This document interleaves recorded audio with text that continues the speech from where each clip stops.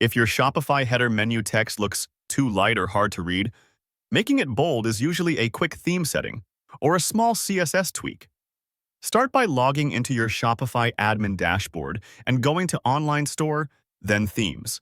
Click Customize on your current theme to open the theme editor. Select the header section and look for typography or menu text settings. If your theme supports font weight options, change the menu or navigation font weight to bold and save the changes. If there's no bold option available, go back to Themes. Click the three-dot menu, choose Edit Code, and open the main CSS file such as theme.sh or base.css.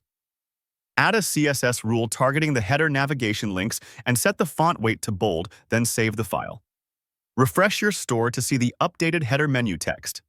After saving, your header menu items should now display in bold, making them easier to read and more noticeable. Thanks for watching, and I'll see you in the next video.